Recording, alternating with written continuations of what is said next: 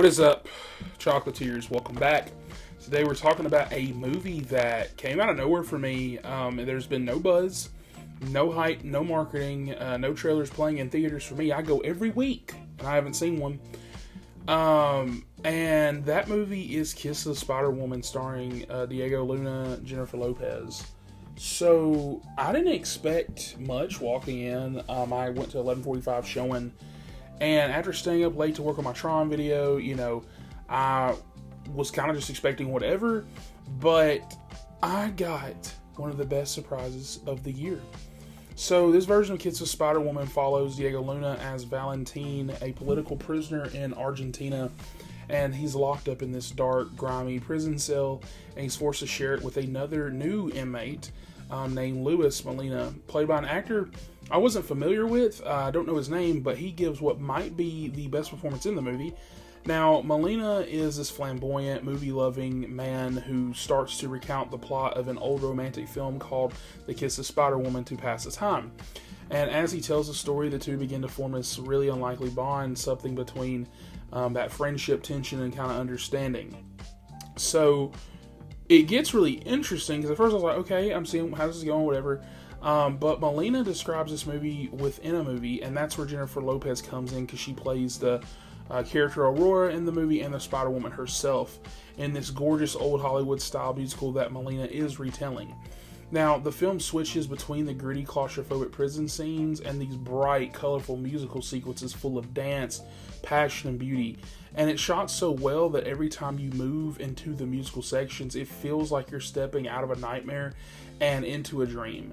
But the kicker is that it doesn't really feel like a traditional musical, because it's more like the characters are visualizing the movie together in their minds, which they are, but it's almost like, because it's an escape from reality, if you're someone who usually hates musicals, this might be the one to go watch. This might be the one to win you over.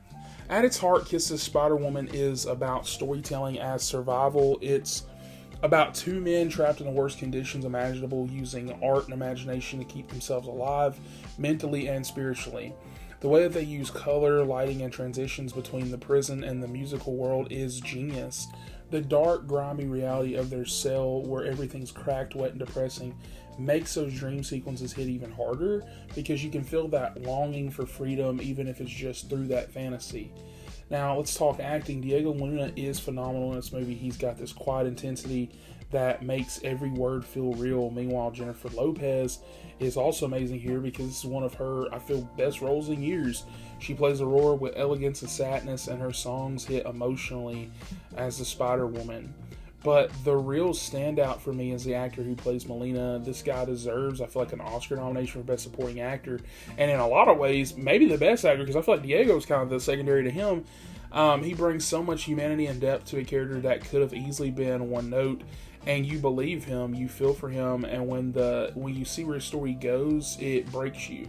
The music is incredible. I'm not even really a huge musical fan. Like, I'm not one of those, like, I'm not going to watch them. Like, I like them. It's just, that's not my first, it's not up there on the list to go see first. But I'll be honest, man, I like these songs a lot more than the ones that people hype up in Wicked. Visually, this movie is stunning. The prison scenes are filthy and oppressive, but then the Spider-Woman sequences are like this explosion of lack of color and light, very dark. The costume design, choreography, and set design make it feel rich and purposeful. This new version was produced, I saw, by Ben Affleck and Matt Damon at the end credits, which I didn't really realize until then. And so it's actually apparently based on a book and a 1980s movie, and I think there's a play, but this one feels like its own beast. It's modern, emotional, and stylish. I need to go watch the other version.